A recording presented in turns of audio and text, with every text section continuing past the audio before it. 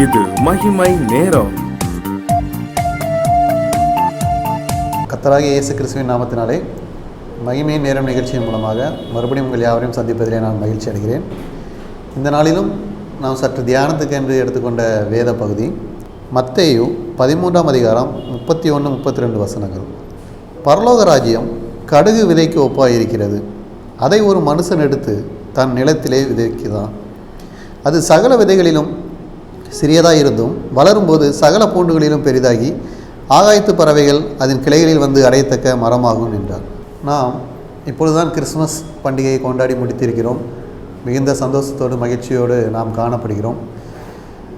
நாம் ரட்சிப்பை பெற்றிருக்கிறோம். அந்த ரட்சிப்பு இயேசு கிறிஸ்து நமக்கு கொடுத்தது. விசுவாசத்தை கொண்டு நாம் ரட்சிக்கப்பட்டிருக்கிறோம். இங்கு கடுகு விதை என்று சொல்லும்போது அது நம்மை குறிக்கிறது. இயேசு கிறிஸ்து இந்த உலகத்திலே வந்தார். அவரும் ஒரு கடுகு விதையாக இந்த உலகத்திலே வந்தார். அந்த கடுகு விதை எப்படி இருக்கிறதாம்? சிறியதாக இருக்கிறதாம்.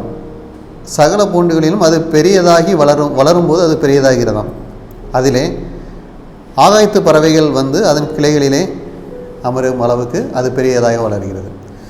இயேசு கிறிஸ்து இந்த உலகத்திலே வரும்போது அவர் ஊழியம் செய்கிறவராக வந்தார்.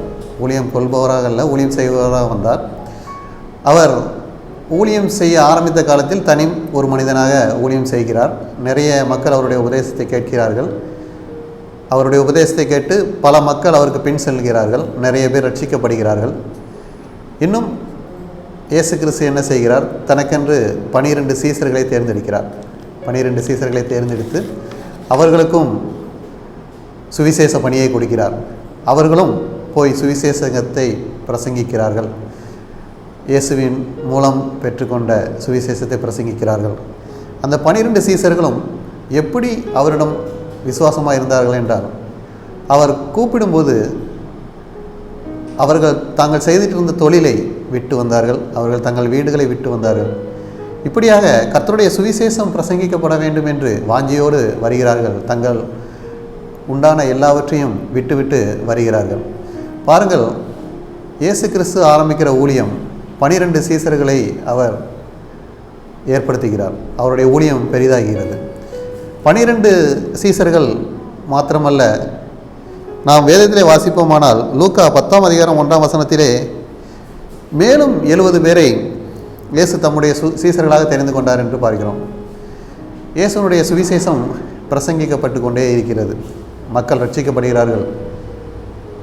பலர் வியாதியிலிருந்து சுகம் பெறுகிறார்கள். பலர் அவர்கள் ரட்சிக்கப்படுகிறார்கள். பலர் தங்களுடைய வியாதியிலிருந்து சுகம் பெறுகிறார்கள். பலர் மரித்தவர்களிலிருந்து உயிர் தெழுகிறார்கள். இப்படிப்பட்டதான அதிசயங்கள் அங்கே நடக்கிறது. இதற்கெல்லாம் காரணமாக இருந்தது இயேசு கிறிஸ்து.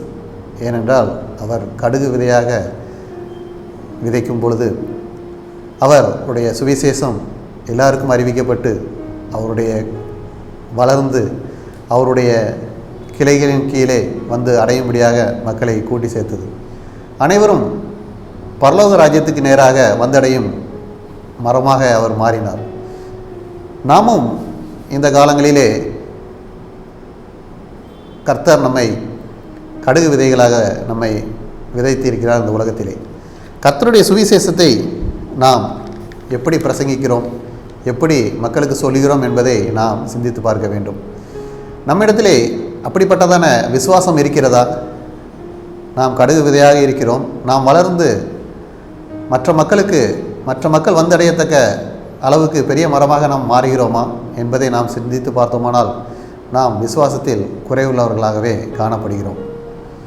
நாம் எவ்வளவாக குறைவுள்ளவர்களாக காணப்படுகிறோம் என்று பார்த்தோமானால் வேதத்திலே மத்தேயு 17ஆம் அதிகாரம் 20ஆம் வசனத்திலே பார்க்கிறோம். கடுகு விதையளவு விசுவாசம் உங்களுக்கு இருந்தால் நீங்கள் இந்த மலையை பார்த்து இவ்விடம் விட்டு அப்புறம் போ என்று சொல்ல அது அப்புறம் போகும்.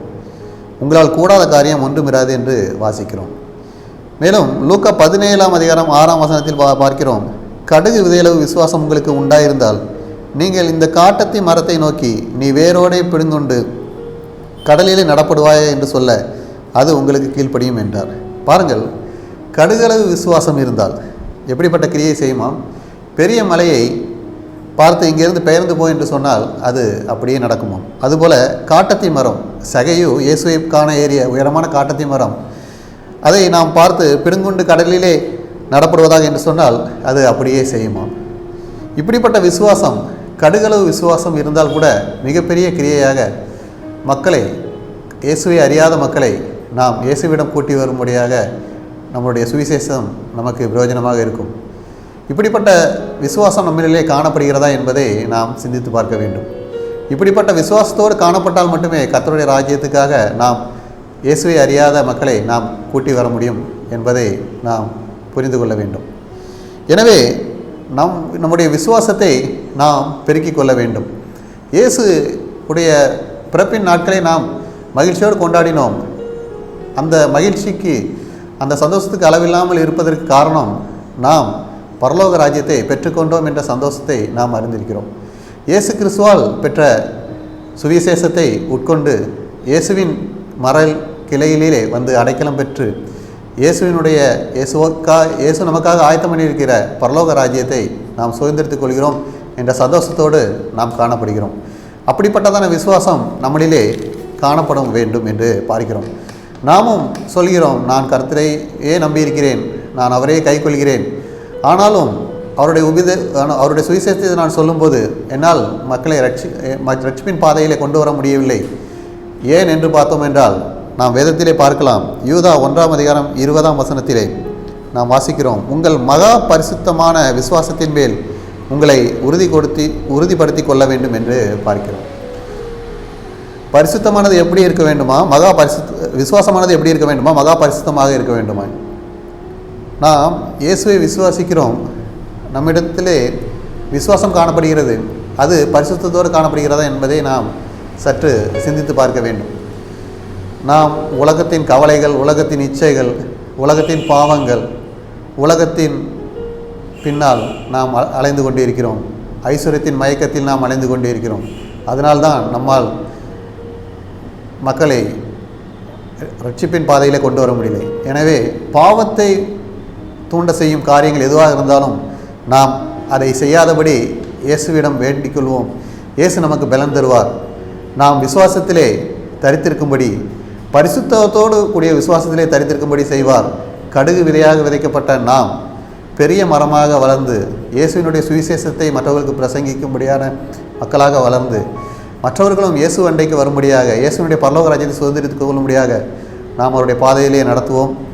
நம்முடைய விசுவாசம் பெருகி இயேசுனுடைய ராஜ்யம் கட்டப்பட இயேசு நம்மளை பலப்படுத்துவார். அநேக மக்களுக்கு பிரயோஜனமாக நம்மை வைப்பார் என்பதிலே சந்தேகமில்லை. ஜெபம். இயேசுவே, இந்த நேரத்திலும் விசுவாசத்தை பற்றி நாங்கள் சற்று தியானித்தோம். கடுகளவு விசுவாசம் எவ்வளோ பெரிய காரியங்களை செய்யும் என்பதை பற்றி சிந்தித்தோம். நாங்கள் கடுகளவு விசுவாசம் உள்ளவர்களாய் இருந்து உங்களுடைய ராஜ்யத்துக்கென்று நாங்கள் எங்களை தகுதிப்படுத்தி கொள்ள, இன்னும் மற்றவர்களையும் நாங்கள் தகுதிப்படுத்த எங்களுடைய விசுவாசம் பரிசுத்தமானதாக காணப்படும்படியாக எங்களை பரிசுத்தப்படுத்தும். எங்கள் விசுவாசத்தை எப்பொழுதும் நிலைத்திருக்கும்படி கிருபை செய்யும். இயேசு கிறிஸ்துவின் மூலம் ஜெபிக்கிறோம் நல்ல பிதாவே, ஆமென்.